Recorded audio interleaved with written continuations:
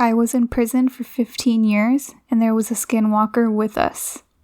A little background first. I was serving a 15-year sentence in a penitentiary in southern Arizona. What I was in there for isn't important. During my stay there were countless things that happened that no one could explain and were too afraid to know more about. It all started with a prison legend. Supposedly, years ago, something awful and unexplainable happened in the prison. Every morning, we'd be woken up and expected to stand near the front of our cells while guards visually confirmed we were present and accounted for. Apparently, about a year before I got sent there, the most brutal and unexplainable thing happened during one of these routines. A man who had a cell to himself looked very off during this check. When a guard pulled over another guard to help check him out, they found out it wasn't actually the prisoner they were expecting at all. It was a totally different man. This man was wearing the skin of the other man over him. Loosely fitted, draped over him, apparently it looked like a real monster. The creepy thing was that the guy wearing the skin wasn't even an inmate. They had no idea how he even got in the prison, let alone a cell. What's worse is that they couldn't even figure out who the hell he was. It wasn't documented anywhere, and what's worse than that, they never even found the body of the man of the skin he was wearing. Pretty grisly stuff, I know, and I realize that's not the go-to definition of a skinwalker, but that's what the prison called him, the Skinwalker. Didn't help that the guy never talked, apparently. Anyways, that's the start of the whole Skinwalker superstition around the yard. Apparently, the guy got shipped off to a different spot about a month after it happened, and just about everyone in Genpot felt all the better for it. I heard about the story on the second day of my stay. Hell of a story to hear that took place in your home for the foreseeable future. Now on to the real shit though. Sure, the guy was the Skinwalker, but all he did in the long run was get an old-life Navajo inmate to tell everyone about actual Skinwalkers. It seemed like a lot of the prison culture actually revolved around them. Apparently, Skinwalkers are tricky to point out on the spot, but if you manage to survive around one for more than a minute or two, almost everyone can tell their mannerisms are all off. They can mimic human speech but not replicate it. They twitch manically, they have an unnatural gait while walking, but apparently they get better with experience. The old Navajo guy, his name was Carl, said that he was sure there was an actual one among the prisoners, slowly picking us off over the years. He called it the Grand Master Skinwalker at one point. Apparently, he thought it had human mannerisms down so well that you might not even be able to tell if it was your cellmate for a day or two. It had to be good, he posited one night.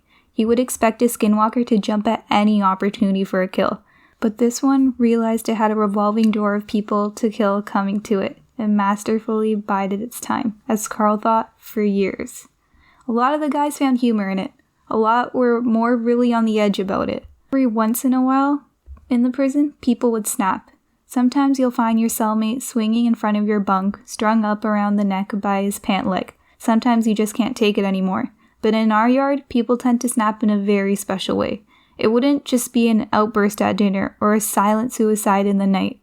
Guys would just stop talking, hunch over, and shuffle around. Any friendships they would have would mostly be out the window. They would turn into a loner during rec time. They would let their hair hang in front of their face. No one would like to talk about it. Almost as if they did, it would happen to them next. I felt the same way. I didn't know if it was a Skinwalker or just people going crazy, but I just didn't want to find out.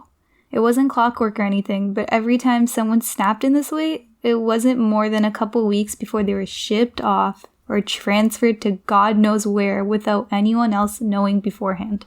Then there was the nighttime occurrences. Short, loud bursts of sound echoed through my cell block during all hours of the night on a regular basis. It sounded like a mix between a pig's dying squeals and the nails on a chalkboard. Just another thing no one liked to talk about. Even scarier were the shadows and footsteps. The block was dimly illuminated in the night by the few lights that hung from the ceiling outside the cells. I myself saw shadows flit across my walls on a regular occasion, without there definitely being any guards near my cell. One time, near the end of my sentence, I woke up, looked at my back wall, and found a perfect silhouette of a person standing there. But when I looked up, my bunkmate was asleep and no one else was outside my cell. And the footsteps. Everyone hated the damn footsteps. They were the scariest part. In the night sometimes, more rarely than the shadows, you would hear ungodly fast footsteps. They sounded like wet feet slapping on tile floor. Whatever caused them would fly from one end of the block to the other in a dead sprint. Whatever it was inhumanely fast. If you happened to be awake before it started, by the time you heard the footsteps on one side of your wall and whipped your head around to see the thing run by, it sounded like it was 3 cells past you. Everyone hated the footsteps. I agreed. And I just think they were the worst. I was released about a month ago from that place, and I have more stories than I can count. I swear it was nearly my turn. About a week before I was discharged, my cellmate and a good friend of mine snapped in some kind of way. I didn't sleep for an entire week. Well, I did sleep, of course, but never more than a few minutes at a time. Never turned my back on the guy. The scariest thing? I woke up one night to him somehow snaking his body through the bars of our cell. For reference, I couldn't get the thing past my shoulders through them. The worst part, though, is that he would come back into our cell. On the day of my release, I didn't say a word to him, just left. He seemed fine with it, and so was I. I had made it through 15 years of prison fights, gang disputes, and for all I know, Skinwalker abductions. I left through the front gates, a free man. As I walked around the fence of the rec yard, I spotted my cellmate standing off on his own like he had for the last week or so. I shook my head, not even really sure if it was him anymore. I took one last look around the yard, this time from the other side of the fence, and I wish I hadn't. There, standing off on his own, on the other side of the yard, was Carl, slouched over, eyeing the other inmates, and twitching manically.